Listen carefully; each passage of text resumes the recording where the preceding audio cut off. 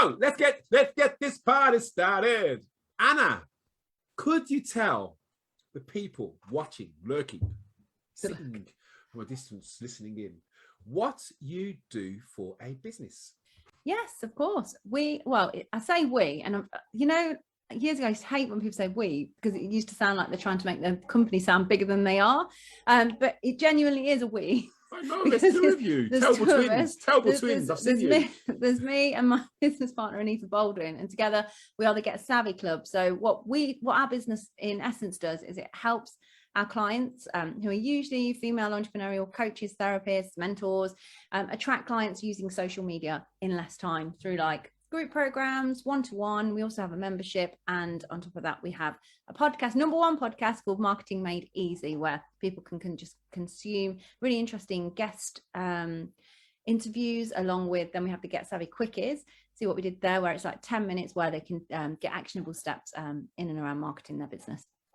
Boom! You mentioned number one podcast. Yeah. Tell me more. Number one in marketing in the UK. Yeah. So we've got that, and we were like 13th in the business when we released it as well. Yeah. So it's all about, you can't just have a podcast and like plop it out there. You've got to launch your podcast, and obviously being marketers, we launched it, not just chucked it out there, so that then we can say we're number one marketing podcast out there. But we got like over 30,000 downloads now, and it's really strange when you see this in the back behind me. Yeah, that literally I know more about geography now than I ever did. And honestly, the worst, that I never did it at school. When people say, didn't you do geography at school? I think, no, I didn't. So I don't know how not, but I just never did.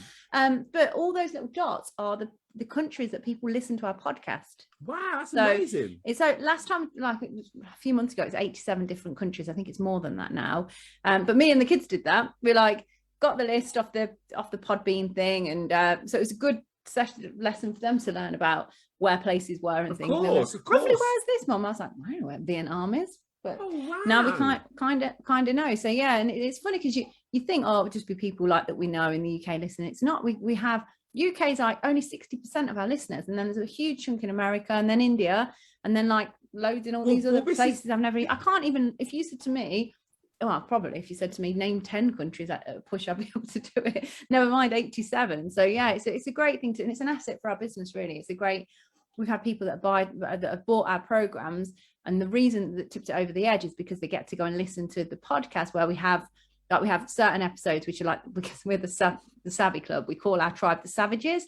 Yeah. So we have Meet the Savages experts, where we get people on that have done our program with us and just talk about their experience, and they listen to that and they're like, oh, I want a bit of that. So yeah, it's a great, it's a great thing to have. That's fantastic. Absolutely fantastic.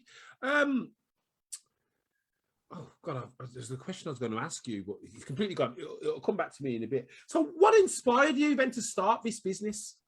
Well, it was only ever going to be like one online course. That's what it originally was going to be, and to add to, because I am your typical, I'm probably like how our ideal client is when they, or some of our ideal clients are, because I'm somebody that sees things and goes, oh, that's good, it's shiny paint, shiny, I'll do this, I'll do that, I'll do this. And then what you end up doing is you're all right at everything, but you're not mastering one thing. And I was definitely that person. So I worked, I did, as I said earlier, I did lots of sales stuff when I was younger. I did performing arts, then that led into just doing sales. And then from there, I worked for 17 years in recruitment. And I only think I worked for 17 years in recruitment because I had my kids in that time. And I was lucky enough to like have, be able to sort of get myself part-time, even though hardly anyone in recruitment works part-time, and different things.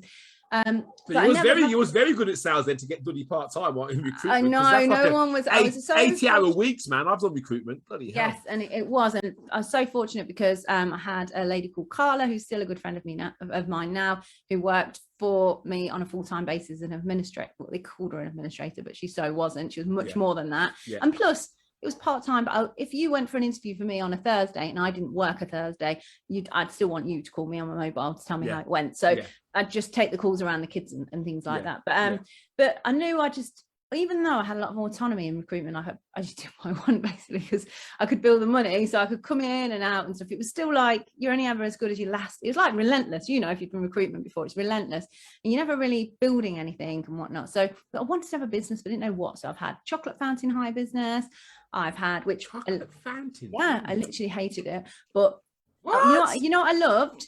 I absolutely loved going to the wedding fairs, speaking to the brides, booking it, doing all the sales, getting people. But I hated actually doing the chocolate fountain.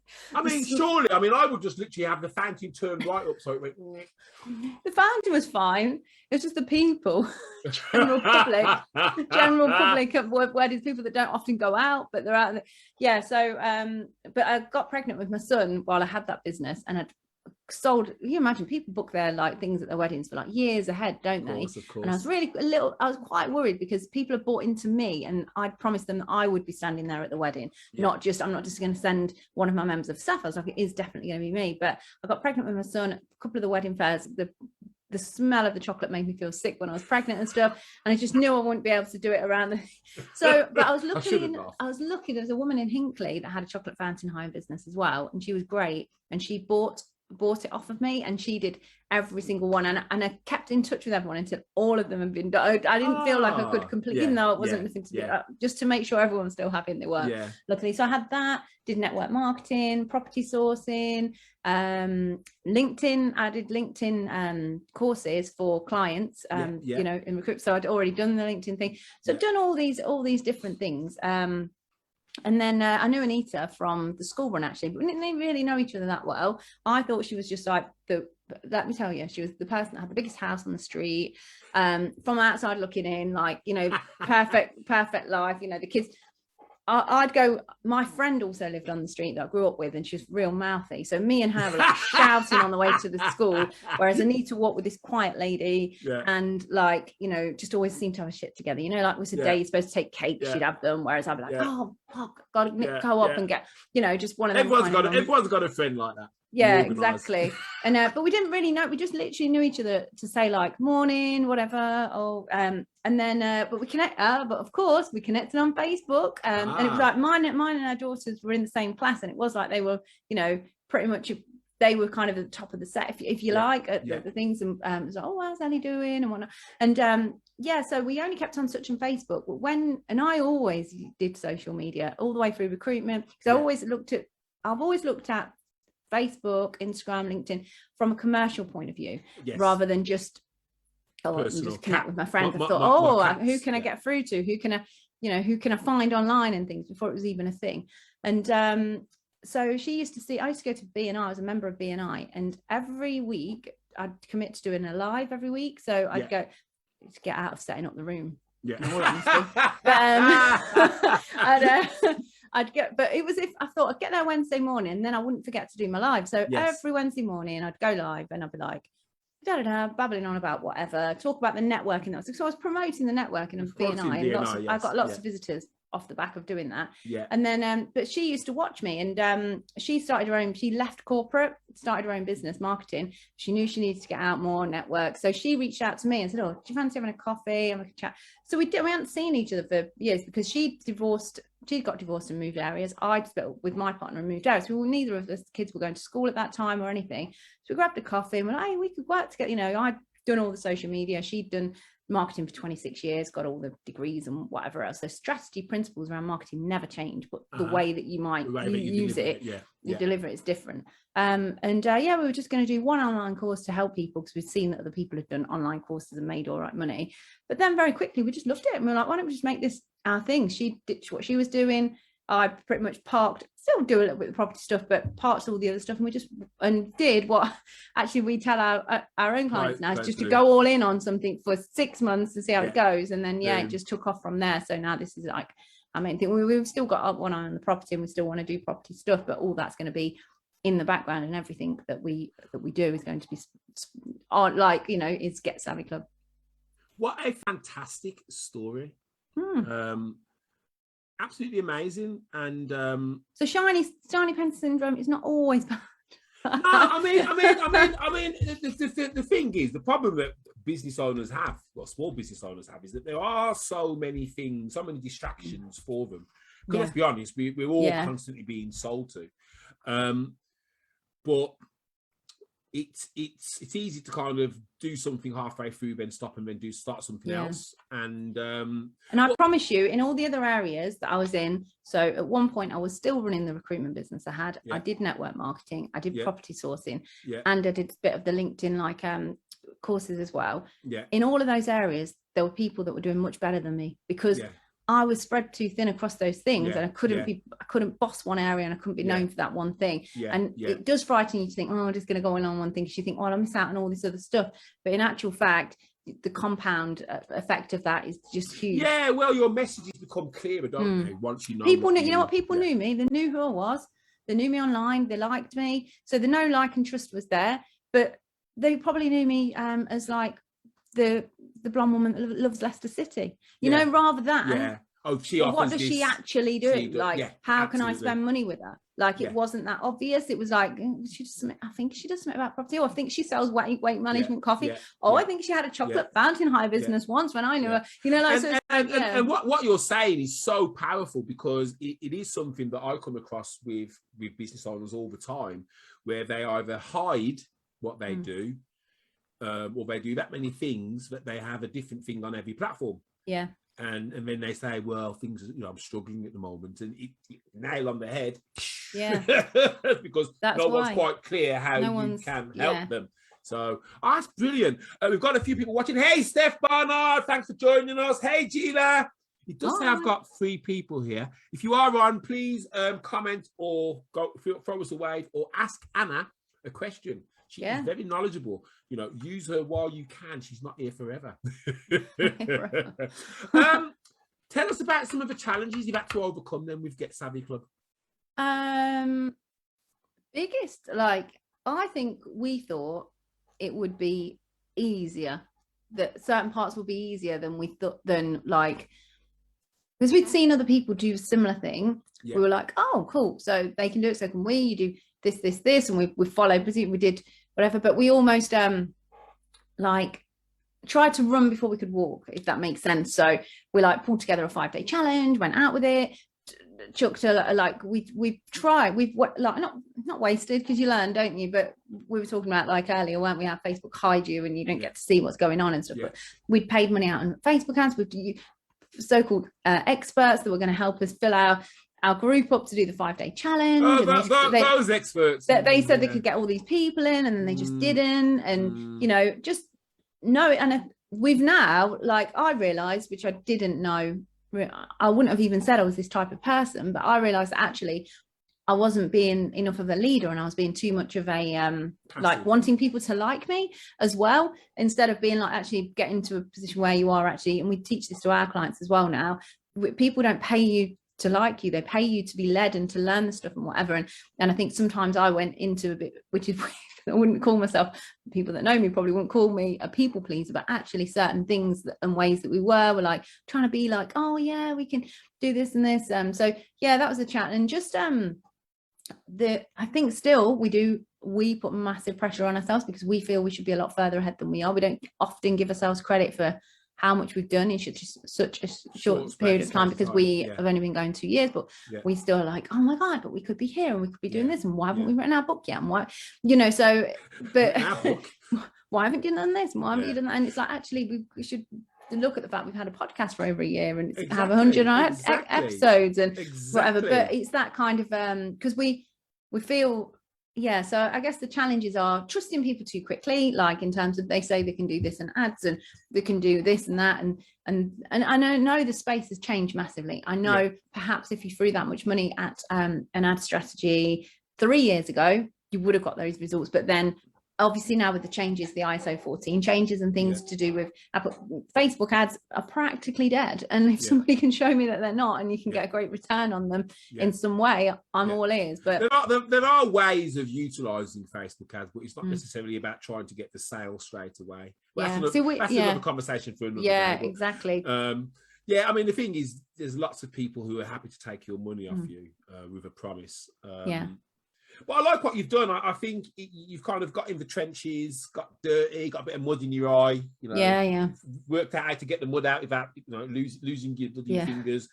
and you're now kind of teaching what has been successful for you. And and I think what people get, and I don't want to offend Tony Robbins. I'm sure Tony Robbins doesn't really care if I offend him. I saw him the other day on Family Guy. His head's huge. His head is big. Little legs. But like, people are very quick to throw their money at Tony Robbins or someone that's made millions, billions of pounds in this industry. And actually, they'd probably be better to get themselves a mentor or a coach who is just them few steps ahead of them, rather than Tony Robbins is like being going. So they'll go along to a seminar, maybe they'll go along to I don't know, one of his events, whether it be virtual or real life or whatever, and then they'll get swept up in some of our clients have actually done this previously, and then ended up coming with us and actually 14, spending money with us, 15 grand like that on something. I found Clubhouse was very much like that. I've not been on there for ages, but the one time I went on recently, there was a room full of like some guys, and basically they were saying, if the person you're working with hasn't turned over at least £5 million, then you shouldn't be working with them. And I sat there and I thought, that's ridiculous. How arrogant is that? Because what they're saying is, to these people who can't afford a budget of £20,000 to hire a coach, you might as well go and get a job. And it was so kind of dismissive. And I thought, didn't like it. So I've not been on Clubhouse since, to be fair. Clubhouse, I loved it. I was on way too much. Again, shiny penny. I was on way too much when it first started. I loved it, but I was really mindful, because with us, we say to our clients, like, so I love meddling with new stuff and pushing the buttons and what's that feature and whatever. So let me go out and make the mistakes and try things. And from the outset, I was like, how can I use Clubhouse to help us attract clients into our business? Because if I can work out how to do it in an easy way that doesn't take up much time, then I can show our clients. But there was no way of doing it. And I don't care, you Clubhousers out there that are like, no, you're missing a trick. No. It's time consuming, and like it is. You've got to spend time on it to make it work. And now you see the rooms are down to, like, if you go on, I went on the other day, the rooms are like dead now. They've got the busier rooms are like maybe 100 and something people, whereas before there were thousands and thousands. I know of people literally on all day in the background, and I think, well, how can you actually focus on that and do work? I am someone that like I'm on here with you now, and I'm present with you. With you. I'm in the moment. And I'm very much that person. I can't be a half doing that and half doing that. And maybe other people can or whatever, but for me, I can't. Like, and then they were saying, like, when I was in some rooms and I was trying to help some people run some rooms, and I was like, look, I can't be like it. I've got to go and actually do some real work. And they were like, oh no, just, don't worry about it, just mute us and just whatever. And I was like, yeah, but that's really bad, because if someone's in that room and they say, oh, can I ask this, and then I'm just not there, it just looks bad, and people get onto, and it's just, unfortunately, had massive potential but just kind of fizzled out, and it's not as busy. But I think some people have found a way of making to me JT Fox, if you've ever heard of him. And JT Fox, and he's been on our podcast, which was quite funny. He's like, singer? No, he's originally from Canada, but he's like top American business, but very controversial. People either love him or hate him because of just how he is. He says things as he is. JT Fox, I'm gonna write that name down now. Someone was slagging him off on something, because it's something that he said on Clubhouse. And that always intrigues me when I hear that people are getting slagged off. So I think there must be something about them. So I messaged him. I didn't realise how big it was, but I messaged him and I went, oh, you're not a favourite flavour of the month, are you, or something, with this person? And he was like, oh, it's all bullshit. And I could tell it was him. I tell it was him, not like some VA before his Instagram thing. I said, well, anyway, do you want to come up on our podcast? Then he came on, he said, do you know what? I haven't done any podcasts for 18 months. He said, we just say no to everyone. But I don't know, the way that you approached me, and he said, I'm going to do more of these now as well. I'm going to do more. So, but it was just funny because he just said he hadn't done it for 18 months, just because I was so that's cheeky. Nice, because it kind of shows one of your skill sets is opening people up. Is kind of getting them to be or pissing them off, Nigel, because actually I've just pissed someone off on LinkedIn before I came on here. How did you manage to do that, Anna? Somebody was like messaging me in the background, and then I answered, and he went, you still bothering me or something? And I just put, just being polite, smiley face, and he puts back BS. So I just did some laughing emojis and put bad day. Let's see if he's responded since then. I'm not sure. Oh my God, Anna, how have you managed to do that? You're too nice. I know, but some people don't like nice, do they? It triggers them. Oh. Certain grumpy men get very triggered by me. Oh. Yeah. So, or there's people that are like, they'll be on my LinkedIn and they'll try and like do little snidey digs or whatever. But I ignore them or have fun with them. I do think to myself sometimes that some people do have far too much time on their hands, especially when it comes to some of the spiky conversations that you see on social media. I mean, I've seen people write a complete novel to kind of get their point across. And then the reality is, though, and you know, if you've got that much time to put that much effort into telling people that you're right, that energy really should be spent. That's bad, other ways, because I haven't got time. You haven't. No one who's got things to do has got time to do that. And also it's like it just comes from somewhere within them, doesn't it? And that's what we try and help people with their confidence, is like, because when I get those things, it's fine if I do, because, you know, with the background that I've got, very thick skinned, I can laugh it off. You have choices. You can either delete it altogether if you want and block that person. You can answer rationally and then they look even more stupid, or you can have fun with them, which is just like funny, because then people watching can see your personality and see how you handle dickheads. The only thing about that is that I can't be bothered to give them more now energy. I have before wasted too much time having fun with these people, so it's not you know, it's not useful or helpful. And I think actually it winds them up even more. If they put something on your post and then you've answered everybody else in those comments, but theirs you've just ignored, and then they get like, I just imagine them seething like, well, why are you not like arguing what I've said? And then they'll come back. There's probably someone watching this now that knows exactly that they've done that this week, and who, by the way, are like, I didn't want to look at their LinkedIn because I didn't want them seeing that I've viewed their LinkedIn, but I looked at their Facebook and realized they just put a load of content out that everybody just completely ignores. So and also I know they have behavioural problems before because they've got chucked out of networking groups and all sorts. But like you just but I could, if I do get a bit, but like if it's one step too far, or if it really gets boring, you just block them, can't you? And that's what. But people that we have, clients that we have, they're so scared of that, and that there could be like 100 positive comments and one negative, and they're so hung up on that. And I'm like, it's such, and that's what that's what really disappoints me about those people is people not getting out there because of those idiots. I you know something, I've had potential clients who have said yes, and we've gone to start with with a program, and literally that week they've gone, I've changed my mind. Well, what's happened? And I'm worried about people will say, I don't want people to see my stuff. And it's such a shame that as human beings, that some of our fellow human beings are in a place where the thought of someone having an opinion about them scares the life out of them. Because, not being funny, when you get to my age, you don't give a monkey's tit. You don't. Some people still do, though. That's the bad thing.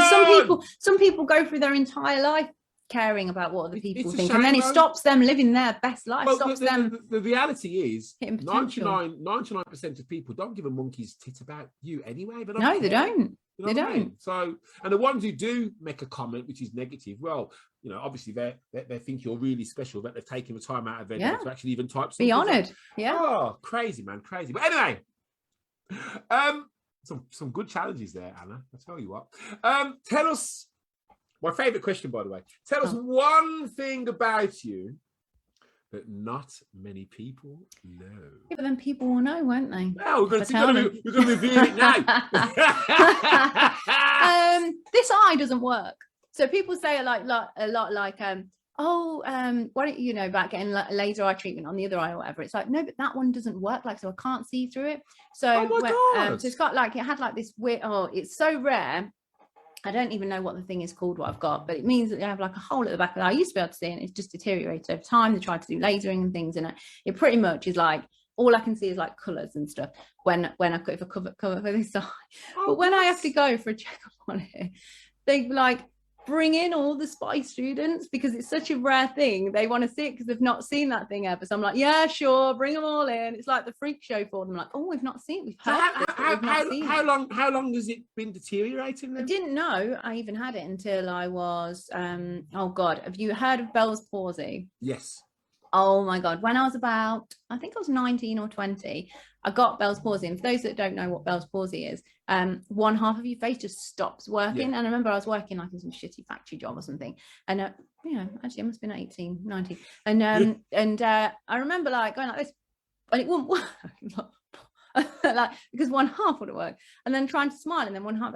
And Bell's palsy, you might get it for a few days, you might get it for years, right? Yeah, so being like a, you know, young lady and thinking, oh crap, but because of that, like my eye didn't obviously blink because half of the face wasn't working. So they sent me to like the eye part of the hospital just to get it like checked out, and that's when they found this rare thing. So probably if I didn't have Bell's palsy, they probably wouldn't have even noticed that thing for a long time. And then I was like, yeah, I did think that's gone a bit weird, that eye. And they were like, well, yeah, because like, it can be brought on by stress. I mean, I know the stepdaughter had it, and it's quite funny actually. It's a funny story because her mum wasn't very sympathetic at first, especially when she had a fork and she was eating dinner and she was stabbing herself in the face, like, saying, I can't feel that, I can't feel that. Obviously her mum was like, stop doing that, what's wrong with you? I think she threw the salt pot at her, if I remember rightly. But anyway, turns out she had Bell's palsy, so she felt a little bit remorseful after that. But yeah, it's very scary. But mine went in like, honestly, mine went in about 10 days. But those 10 days, I was like, because I'd got like, obviously back then in the doctors, they just give you a leaflet on something, don't you? You wouldn't be able to like Google anything. And I remember being like, what the heck? So like, and like, like dramatically thinking like, oh my God, but I've got like this amazing smile and I can't use it anymore because only my face. I'm smiling. Honestly, I'm smiling. I can tell you, I had a dentist appointment on Tuesday, so I know a little bit about what you feel, because when I came out of that dentist, I had what felt like lips like Mick Jagger. Yeah. My chin felt massive, and I spoke and sounded like Quasimodo. Oh, lovely. At least 3 hours. So not Bell's palsy, but I feel your pain because. But it could come on for any reason. It could be stress, or it could just happen. It's just like part of your brain gets like some nerve gets trapped or something, and then you just nothing you can do. It might get untrapped or not. But I just remember being like, oh my God, like. What I will say is fair play to you for just getting on with things, because you know, especially being a young person, and it was only 10 days. It was only 10 days, but it can be. And I'm on about with Geary as well, because knowing regarding Geary, there's some people that would have crushed. It would have been, oh my God, that's it now. I'm the world's over. Whereas you are like. Get out of my way, man. I embrace it. Sometimes it does like Ramesh, you know, Ramesh Ranjanat, you know, it goes like that, it does its own thing. So especially if I'm concentrating, it will go that way. And people like, so I'm gonna go, well, it actually doesn't work. So it's got no purpose. So it would just do its own thing. Well, it has no purpose. It's got no purpose. It's just it's got its own social life and everything. I'm not involved. That just does its own thing. It's not for me. But yeah, I think you got to embrace your imperfections. Because honestly, in my head, I think there's like nothing wrong with me. Like I'll just, if anybody says you're right, I'm like, yeah, perfect, blah, blah, blah. But then actually when you think, well, actually on paper probably I'm not, but you are, because that's who you are, and that's what and you're amazing. Okay, so there's some crazy person out there who decides they want to start a business. Nutter. They've been drinking all night. No, I'm joking.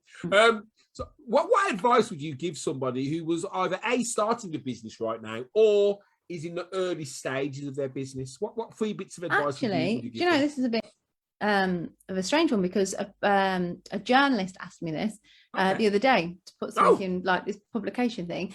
What tip would you ask? What, you know, would you give? Like, it was all about female business owners, but it's the same thing for whoever. And I would say just find somebody that's done that particular business before, and go, not someone that's going to be a direct competitor. So I'll give you the one, like say like chocolate fountain high business. Instead of going to someone in Leicester that did it where I am, if I'd have gone to someone somewhere else and then gone and like just shadow them for a bit. But this is the same in like in anything that you want to do. So you'll find like kids, don't you, at school say, oh, I want to be a vet, blah, blah, blah. Well, what does being a vet actually look like day to day? Unless you go and like hang out with a vet and see the challenges that they probably think they're just going to sit around stroking guinea pigs. I don't know. But unless they, and I don't even know what an average day for a vet looks like. I don't know, because I'm not interested in that. But you need to go and find out what it actually means. Because you hear kids go, I want to be a lawyer or whatever. And it's like, do you actually know what a lawyer does? Like, it's time consuming. That you're owned by that case. You'll make money, but when are you going to spend it? Because you know, it's a hard job. And it is one that you came to a desk with as well. So I would just say, whatever business that you want to do, go and find someone that's doing a few steps ahead. And people say, oh, you're a coach. You would say that, get a coach. Yeah, of course I'd say get a coach, but not mean you have to like, it doesn't mean you have to go pay someone, because there's lots of people out there that will happily, once you get a level of success, all you want to do is give back to people, because you can't really, you can build your own business, but of course you want to see other people succeed as well. So you'll happily have a conversation with people or help them out.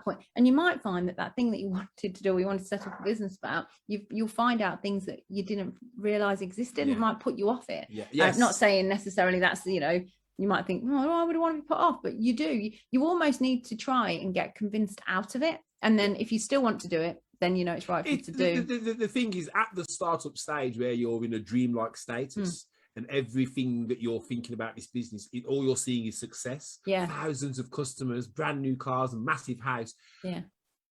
Reality is the thing that kind of brings you back to the real world, so that you can actually, and shadowing is perfect, because admin, how many business owners think when they're going to start a business they're going to have to do paperwork? Probably none of them. How many of them think they're going to have to do marketing? Probably none of them. I'm just going to do my business. So how are you going to get customers? The most important thing, the sales. How are you going to get? My favorite answer: everybody knows me. Really? They don't. I promise you, they don't. And those people that have been supported in every other area of your life, or for all your life, all of a sudden won't support that you're having a new business, because for all different reasons. It could come from jealousy, it could come from fear, because they're worried for you, all different reasons. You won't know why, but all of a sudden people that you thought, you know, were your friends or close relatives or whatever that you thought would be backing you, don't. And you got to be ready for that. But I've just started rereading, listening to it, Rich Dad Poor Dad. And actually I've forgotten this bit about it, right? Which was when he makes the two kids go and like work for like next to nothing in this supermarket, like 25 cents or whatever. I don't know if that was an hour off of the day or what. And then when they go and complain, he's like, brilliant, you've learned the first lesson. Now go and do it for free. And like, it's like, that's it though. In a business, when you start, you are doing it for free. You're doing it, like people complain about minimum wage. You ain't earning minimum wage. You're earning less than. Like when me and Anita started, no money to take out of that business, because everything went back in. And one of the things that it went into was mentor, you know, people that were doing what we wanted to do in a few steps ahead. You know, they've created this course, they've done this thing, right? Okay, can you show us what, you know? And they helped us like fast, because people say, oh, you did so much in such a short space of time. Because we found people that knew what to do, and you know, learned from their mistakes and got out there and got it done, you know, faster, rather than trying to bang your heads against the wall and do that. So absolutely makes sense. So obviously, so one of the tips then is definitely go and look at somebody who is living that dream or nightmare. Anything else that you would say that they need to consider? Work out from an early stage what parts of the business are essential, but you just do not want to do, like, because you're either the worst person, like admin, that's why it took so long for this to happen, or like whatever that may be. It might be that you're crap at finance, it might be that you're crap at selling, it might be that and be really clear on what you won't do, but you need to get it done. So who's going to do it for you? You need to be hiring somebody, and you might think, and hire before you're ready, like, because you make that money. You don't have to take someone properly on even anymore these days. You can just get somebody, PAs, what, you know, on only a few hours here, a few hours there. But if you know you're pretty bad at certain tasks from the outset, know what you're not going to do. And then I'd say the tip is your pricing. The amount of time people just look around what everybody else is charging and just charge that, or just think, or they work out, oh, roughly it's going to cost me this, and then put a bit on, and it's like, no, but you're not, that's not the true cost. That's not actually work out your actual. There's a process that we go through in one of our, when we go on our mastermind, and it's all about goal setting, and we say, right, okay, so people, you hear it all the time, don't you? Well, I want to make 10k months. Great. Well, what does that truly look like? So okay, take 10k, you want to make 10k months, so that profit 10k, yeah, then how much on average do you have to pay out per month on just to stand still? How much? So I don't know, some people, crazy people, have like offices that they might have to pay out for, or whatever or these outsourced people, whatever, and then add those two together. That's your true cost. It might be 14k, might be 14k. So we pay our podcast guys. That's a cost. That's a fixed cost. Doesn't change every month. We want a podcast out there. It costs. And do they create the podcast for you? We go on StreamYard. We just waffle away like this, and then they somehow. It's really fortunate because I'm a waffler and I can go off on a tangent, and some of that's funny, relevant, and worth keeping in, and some of it isn't. And he seems to just know us enough to get that happy medium right. So Anita will sometimes say, oh, thank God you got rid of her banging on about that. And I think cheeky git, but then I think, yeah, perhaps it wasn't so useful. I actually struggle with doing a live just indefinitely, and just unless I've got a presentation or a real kind of structure to it. I couldn't just. I've seen people go on there and literally, there's one person in particular, and I do admire her, but she's quite. She's not even rude. She just has a way about her which could come across as being rude. But she can talk for bloody hours on the live, and I'm sitting and I've not listened for hours. You know, I've logged off and then got back onto Facebook 2 hours later, and she's still watching. Still there. Thinking, how the hell does she do that? Because I get bored, especially because I could do that, but it isn't going to add value. But we do have a structure to the podcast. Like we have certain couple of questions that always get asked to them. We have like a thing that we want to get out of it, but he somehow managed. So that's a fixed cost for us. So that's that. I mean, and then our VAs and whatever. So, and we say like, okay, add them together. That's what you've got to make. And then we say, what products and services do you have? How much are they? How much time does it take to do each one in terms of how long does it take to get someone? How long to, and then then you can see if your goal of what you want to make is actually realistic. And more often than not, if you're we always say because we have, there's lots of people, especially since lockdown, that started a business where perhaps they're selling a product that they handmade themselves. Nothing wrong with that, Christmas bazaars are coming up, fates and whatnot, you can sell some of your stuff. But if it's cost you £5 to make something and half an hour of your time and you're selling it for a tenner and your goal is to make 10k months, ain't gonna happen, is it? Let's be honest, it's just not going to happen. So it's about getting real and clear, and until you do that, and it might bore people. I don't like math, and they say I don't like maths. To me, it's it's not really it's money. A choice. Maths is money. It's not a choice to like it or not. It's just there's no grey areas there. It's black or white. You want to make that money, but if you don't do the maths behind how you're gonna. In my recruitment career, there was some companies I worked at, I promise I was the only consultant that understood how to work the bonus out, because some of them made them really confusing and whatever. On purpose. And I was one of these pain in the ass consultants that go, oh, you've actually paid me 14p too little this month. And they'd be like, oh, no. And I'd be like, well, and then the odd month I won't go to them because they'd got it wrong the other way. I'm not going to flag up that you paid me 200 extra than you should. But it wasn't very often that. It was normally like 50 quid down or whatever. Really? And I used to have to work it out for all the other consultants as well. And then obviously the management loved me because somebody called, oh, Anna's done my bonus for me and you've not paid me. I sort off, Anna, keep working out people's bonuses. But the amount of people that don't, the reason they make them complicated is for that very reason. So that they can end up paying you less this year than they did last year. I've worked for a fair few corporates who've done that. And they always say to me, because of the expenses, I'd let them pile up, and then I'd go, oh, you owe me this. I mean, what's this from? I'd be like, oh, the last 8 months of expenses.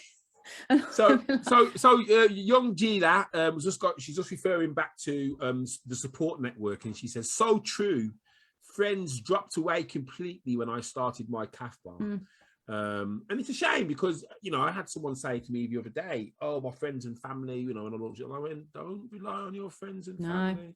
You'll go hungry every night if you rely on them. What do you mean? I says they'll support you, but will they build your business? You're gonna need a lot more than friends and family to build your business. And she also says you're like a female John Hill. She loves you. John Hill. John Hill is a fitness guru who runs a female fitness boot camp, and he has a lot of success in getting ladies to drop not pounds but stones. He's been doing. He himself has lost about 12 stone. Looks good. knows his marketing inside out, full of energy. So I can definitely understand why Gila is saying that you are very similar, because you've got that pizzazz. He can lose bloody stones or get people to lose stones. I only want to lose about £7. Why is it so hard? To be fair, I'll connect you guys up, because you'll probably be a little bit of synergy there, and he may well be good for your podcast as well, because he did a training session for my group, and I mean, sometimes people don't realise the nuggets that they're being given.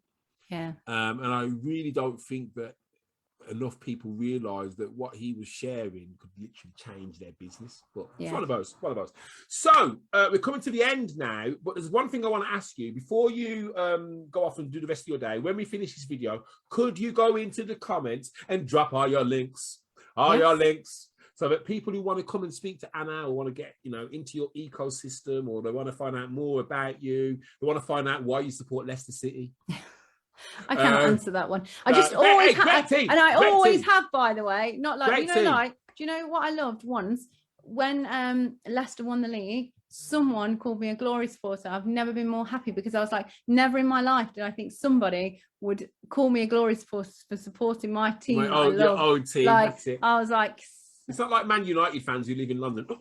Yeah, exactly. Is there anything that the people watching, either now or on replay, can do to help you and your business partner? Well, in actual fact, I'm doing this. This is why I've got my ass into gear to get in through to you and actually filling the form out. Is we had the podcast, and I'm in charge of like getting the guests and stuff, and I've done that, and that's been great for the past year. I've neglected getting out there more, as we get Savvy Club, or myself personally. So I tasked myself crazily, and I said it to my mentor as well, who, do you know what he did? Did that thing where he almost sort of said, yeah, right, you ain't going to be able to do that. And if you do that to me, I'll show you it will get done. I said I'm going to do 100 speaking events in the last 4 months of the year. So if you have any opportunities, it could be to speak in your Facebook group, it could be to do an IG live with me. Speak to Matthew Hughes, who's just set up a directory for people who want to. Yeah, I obviously know Matt, events. Another Leicester. Yeah. But do you know what though? He's not a Leicester City fan. I think he supports Tottenham. It's not good, is it? But yeah, or Arsenal. He's probably going to hate me now. I've probably said the wrong one. I'm pretty sure it's Tottenham. Stop swearing. I'm sure. But he is in Leicester. So get in touch with Matthew, because I know he's just put together a directory, and he's offered it out to Johnny for him to put into his group as well. And what he's looking for, any speakers who have 30-45-minute presentation that they want to do, and that'll be a directory then for people who are looking for speakers to then go to. There you go, Matt. Bit of advertising for you. Good idea. Because I read what I'm reading, isn't it? But yeah, so people have podcasts. It could be like a LinkedIn live podcast, Facebook live, Facebook groups, IG events. So it could be real, actual live, like in real person. Imagine that, person. So we've got, some actually real speaking events. So any speaking events really until the end of the year. But fantastic, excellent. Well, Anna, thank you so much for joining us today. It's been an absolute pleasure to have you on. Your energy is relentless. You are like the female version of me. I mean, I can say that, but you are literally. You're like bing, bing, bing, bing, bing. Yeah, love it. Anyone? It's annoying to live with, though. Apparently. Oh no, people don't. They don't know, but you're gold. No, they do. Listen, anyone watching, if you want to get in touch with Anna, she's going to drop all of her links in the comments. Yes, I will. Video links, Facebook, whatever. Get Savvy Club. Reach out to her. She's absolutely lovely person, very helpful, and conversations don't always cost money. So just reach out to her if you've got any questions. Anna, thank you so much. We'll have a little bit of a debrief on the other side. Well, people, thank you for joining us. I'll be back next Tuesday. I can't quite remember who I have next Tuesday, but there will be somebody. And Anna, thank you very much for joining us. Thank you very much. See you soon. So it's goodbye from her and goodbye from me. See you later, people. Bye.